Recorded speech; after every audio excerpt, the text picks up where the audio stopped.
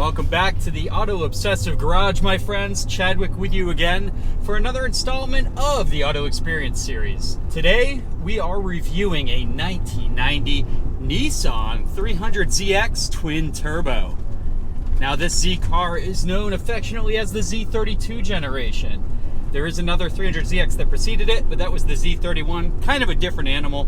I still love it. Kind of love all the Zs, to be honest with you. But anyway, this one right here, this was a very, very important, historically, Z car. The Z32 300ZX Twin Turbo was a shot from Japan, right at America's sports car darling, the Corvette. Now, what the Z brought to the table was a twin turbocharged V6, putting out 300 horsepower and 283 pound-feet of torque.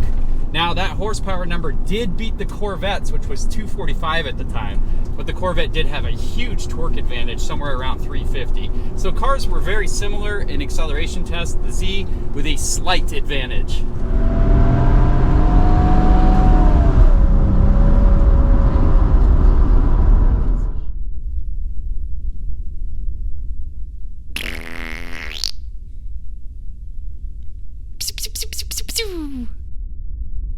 And that's a big deal. This was the first Japanese sports car to take a shot at the American sports car king. And that's awesome. That really opened the floodgate, because in another year, we'd be seeing things like the 3000 GT VR4 and the NSX.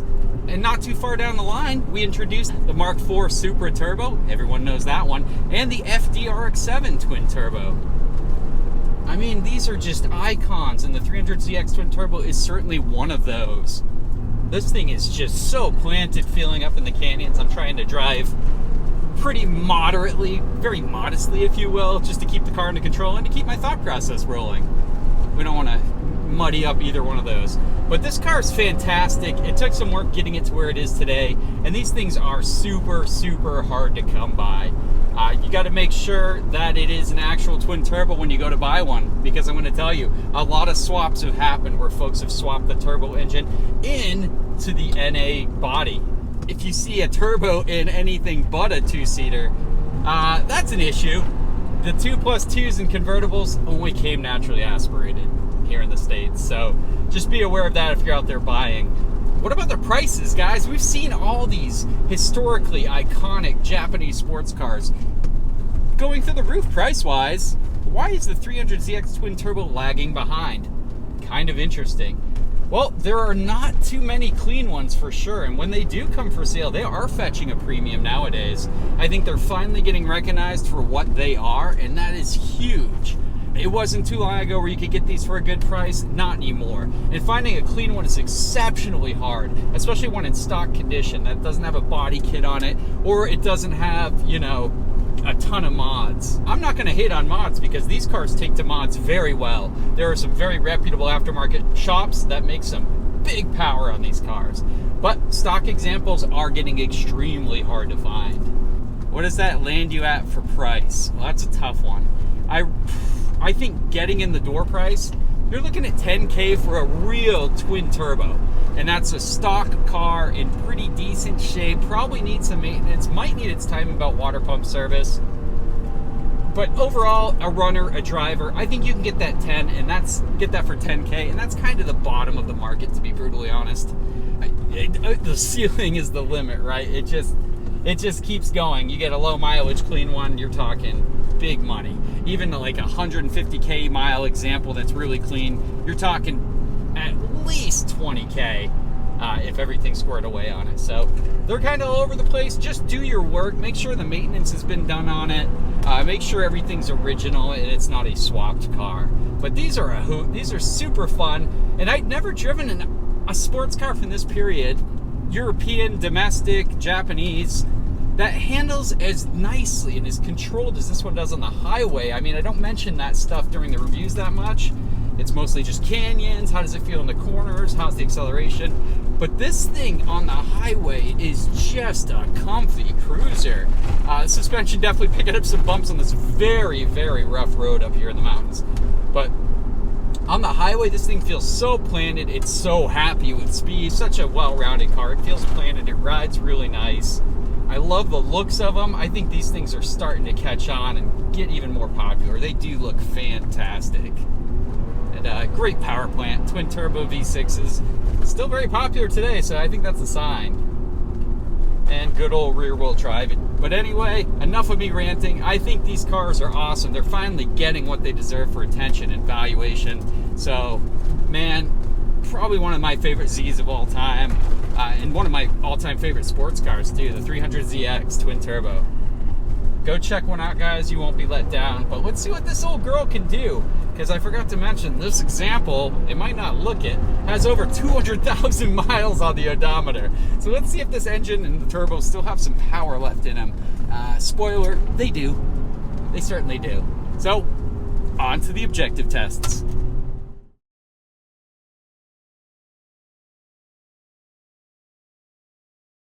We've got the 300ZX twin turbo up on the scales. Let's get that curb weight and front and rear balance. Weighing in at just over 3,300 pounds, the 300ZX twin turbo is clearly not a featherlight sports car, but compares favorably to the 3000 GT VR4, which was many hundreds of pounds heavier. For added perspective on that curb weight, this is where the Nissan 300ZX twin turbo slots in on cars I've personally weighed. You can see it between the Mitsubishi Galant VR4 and the Pontiac Bonneville SSE Supercharged. What an awesome place to be slotted. The 1990 300ZX twin turbo is a quite balanced sports car with 54% of the weight over the front and 46% over the rear.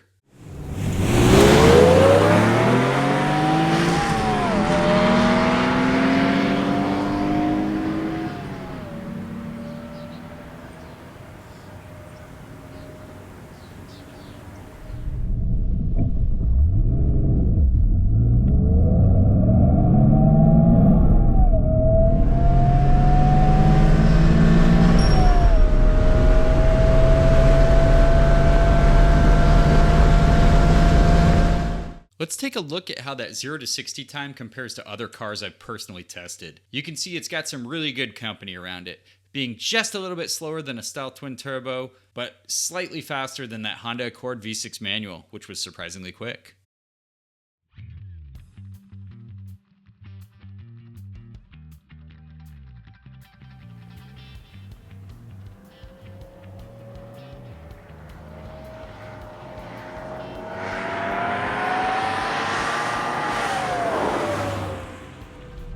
Before putting in solid work in the canyons, this 300ZX twin turbo performed absolutely brilliantly on the highway.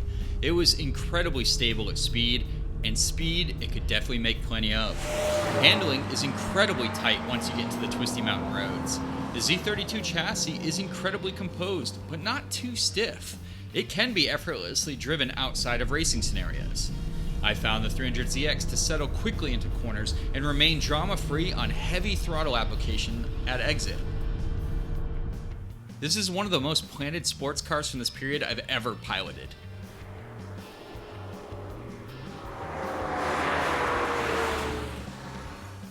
Let's just breathe this sight in together. The 300ZX has aged amazingly. The front end is still very sporty looking and purpose-built. The overall side profile certainly carries on notes of past Z cars with its swooping design. And I must ask you, how can you not love a sports car with T-tops? But the rear of the 300ZX is my favorite angle to observe the car. The lights are brilliant, the trunk-hugging spoiler complements the car's profile, and the hatch glass is still iconic Z. No fuss, no clutter. A cleanly designed sports car. Simple, but effective in layout, the 300ZX interior on this example looks fantastic. At some point in this car's history, a previous owner spent some serious coin updating the materials, and it still looks great today. Most custom interiors from this period are garish at best. Gauges are clear and large in the Z. The steering wheel is free of an airbag, and thusly sports a clean 3-spoke design. Instrumentation is placed in easy reach, though I wish this car featured the tilting gauge pod of the newer Z cars. The sports car theme is well represented here in the upgraded interior materials. This twin-turbo V6 pulls with a constant force that masks speed quite well. Four-cylinder turbo engines from this period were often laggy and completely obvious to the driver when making boost. Not so much with this mill. The VG30DETT, gotta love that TT designation here, is a 3-liter twin-turbo V6 producing a game-changing 300 horsepower and 283 pound-feet of torque. The smooth power delivery of this engine lulls you into believing that your speeds aren't actually criminal, but your senses betray you. This power plant is the perfect heart for such an iconic machine. The 5-speed manual in this specific 300ZX is very notchy and incredibly short in throw lengths due to it having been upgraded to a short shift unit some years back. There is an optional automatic gearbox for this car, but let's not pay it any heed. The clutch release point is well defined, and pairing it with this short shifter allows for very rapid shifts. Gearing is also well thought out in the sense that you can reach 60 miles an hour in second gear. This is a great transmission to row through and very befitting of an iconic sports car.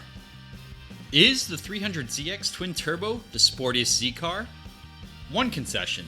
Historically and objectively, the original 240Z may very well be the best Z car. But that was some time back. Many iterations of Nissan's iconic sports car have come and gone since then, with mixed reactions. The Z car had certainly bloated and phased more into a grand touring offering, but the Z32 300ZX twin turbo certainly aimed to course correct. Twin turbos, a trimmed aggressive look, and handling prowess made this Z a real contender in the fast car club. Hell, it bested a Corvette's acceleration tests. No simple task. The follow-up act for the Z, the 350Z, was a fantastic car as well, but it just didn't pack that twin-turbo firepower of its predecessor. It's the doubling up of potent power plant and fantastic chassis dynamics that make the 300ZX twin turbo, in my opinion, the sportiest iteration of the Z car. It's also a damn good iconic Japanese sports car to invest in before they too become unreachably expensive.